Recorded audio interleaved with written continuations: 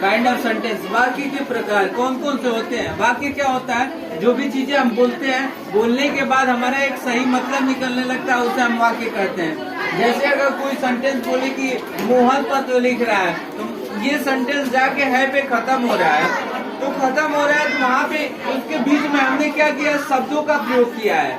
शब्दों का प्रयोग, जैसे मोहन पत्र लिख रहा है, तो इनके बीच में बहुत सारे शब्दों का प्रयोग हुआ है, और ये कहने से हमारा भाव आगे वाले को, सामने वाले को समझ में आ जाती है, तो इसका मतलब ये सेंटेंस है। सेंटेंस ये 5 प्रकार के होते हैं। कौन कौन से होते हैं, असर्टिव सेंटेंस होता है, इंट्रोगेटिव सेंटेंस होता है, इम्परेटिव सेंटेंस होता है, एक्सक्लेमेटरी सेंटेंस, ऑब्जेक्टिव सेंटेंस होता है।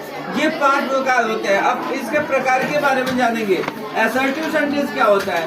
असर्टिव सेंटेंस जिन वाक्यों में किसी भी तत्व के प्रकट होने का बोध अथवा किसी बात की घोषणा की गई होती है, उन्हें सामान्य वाक्य यानी कि असर्टिव सेंटेंस कहते हैं। इसको 2 भागों में बांटा गया है। असर्टिव सेंटेंस को 2 भागों में बांटा गया है। पहला जो है अफर्मेटिव सेंटेंस, दूसरा होता है निगेटिव सेंटेंस। अफर्मेटिव जो होता है वो सकारात्मक स्टेटमेंट देता है, यानी कि पॉजिटिव स्टेटमेंट जो देता है उसे हम क्या कहते हैं, अफर्मेटिव सेंटेंस कहते हैं। जैसे कि मान लो कि शेर जंगल में दौड़ रहा है, मोहन पत्र लिख रहा है, राजू घर जा रहा है, इस टाइप के जो सेंटेंस होते हैं, या मैं जो भी बोल रहा हूँ तो ये पॉजिटिव स्टेटमेंट है, तो इसलिए इसे हम क्या कहेंगे, अफर्मेटिव सेंटेंस कहेंगे।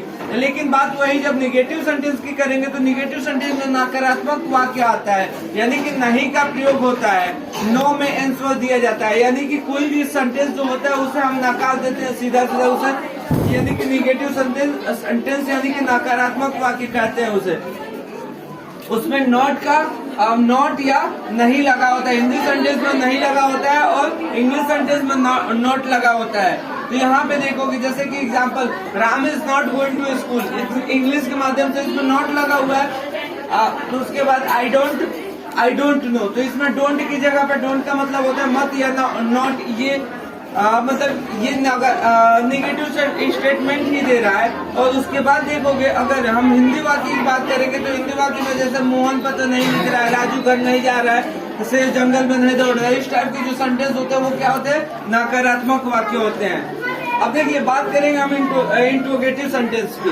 इंट्रोगेटिव सेंटेंस को हिंदी में कहा जाता है प्रश्नवाचक वाक्य। इसमें प्रश्न पूछने का काम किया जाता है। जिस सेंटेंस में प्रश्न पूछने का काम किया जाता है उसे हम क्या कहते हैं, इंट्रोगेटिव सेंटेंस कहते हैं। एग्जाम्पल के तौर पे देखोगे तो क्या कहेंगे हम, जैसे क्या आप लोग कहीं जा रहे हो, मोहन घर क्यों जा रहा है, राजू पत्र क्यों लिख रहा है, तो इस टाइप के क्यों क्या वाक्य लगा के डब्ल्यू टाइप जो वर्ड होते हैं उसका प्रयोग करके हम जिस क्वेश्चन को पूछते हैं वो इंडिकेट करते हैं किस तरफ से, निगेटिव सेंटेंस को ही बताते हैं सब, निगेटिव इंट्रोगेटिव सेंटेंस को ही बताते हैं सब।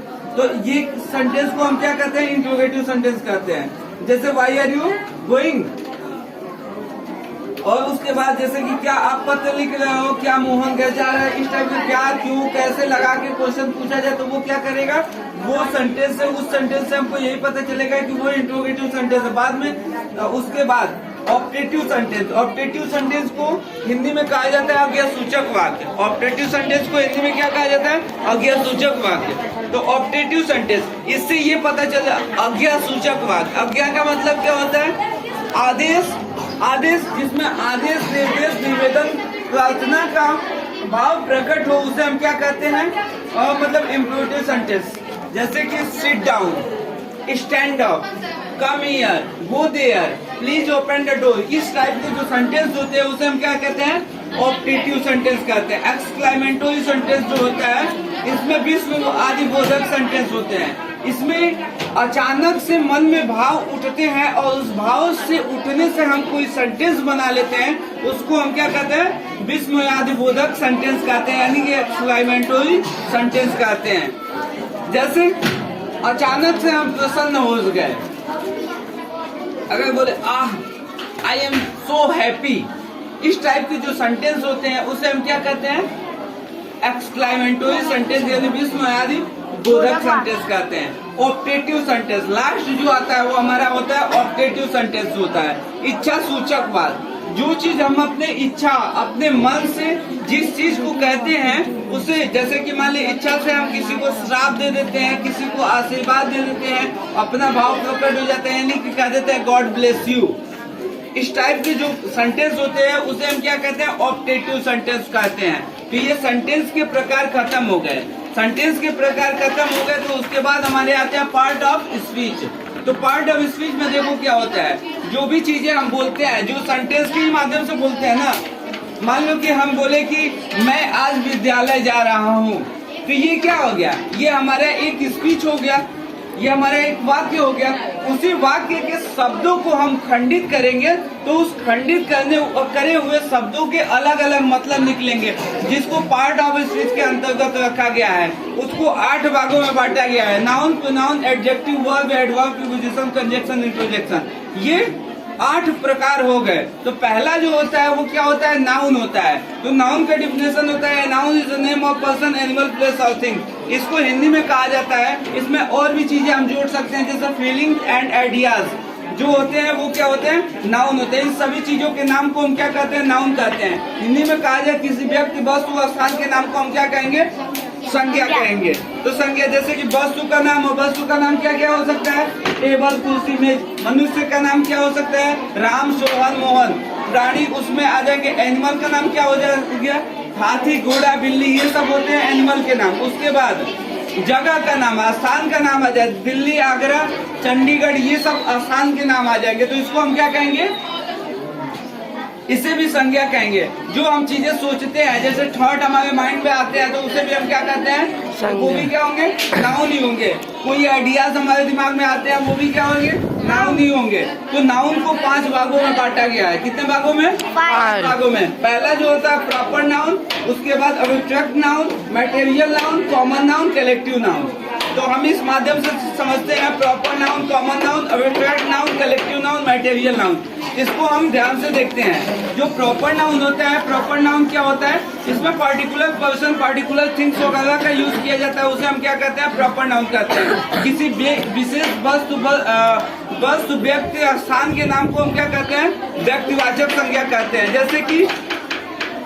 जैसे हम बोले मुंबई, हरियाणा, रोहित, मोहन, सोहन, ये सब अगर किसी जानवर का भी कोई नाम रख देंगे, जैसे कि बहुत लोग ऐसे होते हैं, कुत्ते का नाम टॉमी रख देते हैं, तो कुत्ता तो डॉग ही होता है, लेकिन उसका टॉमी नाम रख दिया जाएगा तो वो क्या हो जाएगा, प्रॉपर नाउन हो जाएगा, क्योंकि उसका एक विशेष नाम हो जाएगा। कॉमन नाउन क्या होता है, कॉमन नाउन का मतलब होता है जातिवाचक संज्ञा।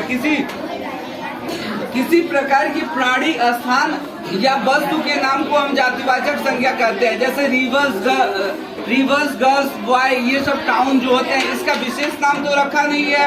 इसको कहने से बहुत सारी चीजों का बोध हो जाएगा, यानी कि उसे हम क्या कहेंगे, जातिवाचक संज्ञा कहेंगे। एब्स्ट्रैक्ट नाउन जो होता है गुणवाचक संज्ञा, ये क्वालिटी, क्वांटिटी, इस सब चीजों को दर्शाता है, तो उसे हम क्या कहते हैं, एब्स्ट्रैक्ट नाउन कहते हैं।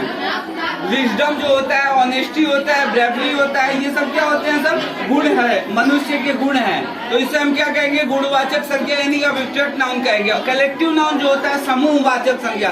समूह से क्या होता है, समूह से, शब्द से क्या बोध होता है, समूहवाचक, मतलब किसी ग्रुप के बारे में बताया जा रहा है। तो कुछ ऐसे शब्द जिसको कहने से पूरी जाति का बोध हो जाता है, पूरी मतलब कि श्रेणी का बोध हो जाता है, उसे हम क्या कहेंगे, समूहवाचक संज्ञा कहेंगे। तो समूहवाचक संज्ञा जैसे कि मान लीजिए आर्मी हो गया, क्राउड हो गया, बंच हो गया, उसके बाद etc, ये सब चीजें हो गई, तो इसे हम क्या कहेंगे, कलेक्टिव नाउन कहेंगे। और मटेरियल नाउन का मतलब होता है पदार्थवाचक संज्ञा। कुछ ऐसी चीजें जिसमें थिंग्स वगैरह का बोध होता है, जैसे मान लीजिए कि वाटर है, मिल्क है, गोल्ड है, हनी है, इन सब चीजों को हम क्या कहेंगे, एब्स्ट्रैक्ट नाउन, मटेरियल नाउन कहेंगे।